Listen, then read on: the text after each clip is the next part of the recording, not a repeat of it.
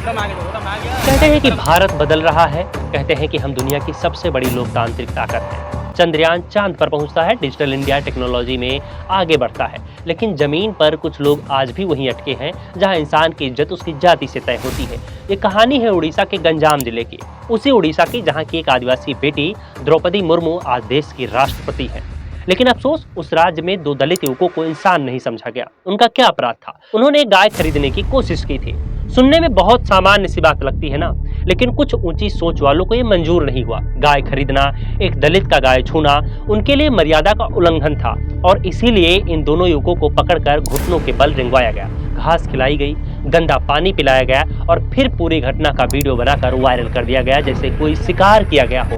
और अब उनकी लाश पर नाच कर रहे हैं लोग, तांडव कर रहे हैं। अब सोचिए, जिस देश में गाय माता की सेवा को धर्म का दर्जा दिया जाता हो, वहीं अगर कोई दलित उसे छू भी ले तो उसकी इंसानियत छीन ली जाती है। क्या यही है वसुधैव कुटुंबकम वाला भारत? अब गौर करिए, देश के राष्ट्रपति भी इसी राज्य से हैं। वो खुद एक आदिवासी हैं, वंचित समाज से आती है। लेकिन क्या आपने इस घटना पर उनका कोई बयान सुना? शायद नहीं, क्योंकि दलितों पर अत्याचार अब खबर नहीं बनते, बल्कि ये सामान्य सी बात हो गई है। कि दलितों पर अत्याचार होने पर अब कोई खबर नहीं बनती, क्योंकि ये अब सामान्य सी बात हो गई है। रोजमर्रा की जातीय हिंसा, ये सारी बातें अब बिल्कुल सर्वसाधारण लगने लगी है।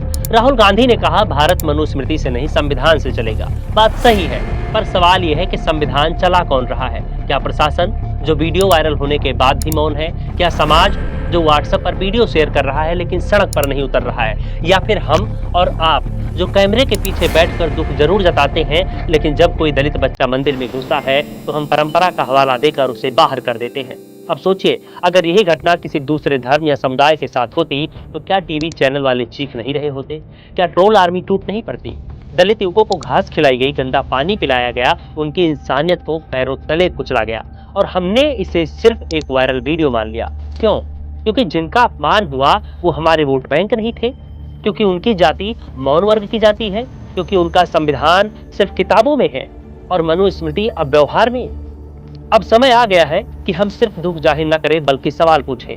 सवाल उस समाज से जो आज भी जाति की दीवारों को ढो रहा है।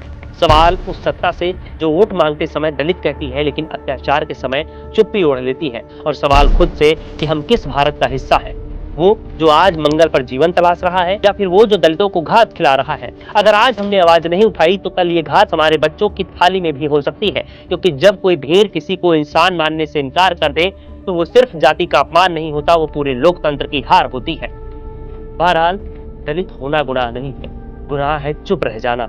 अगर इस व्यवस्था से आपको घिन आती है तो अब आवाज उठाइए, क्योंकि जो आज घुटनों पर है वो कल आपके दरवाजे पर भी होंगे।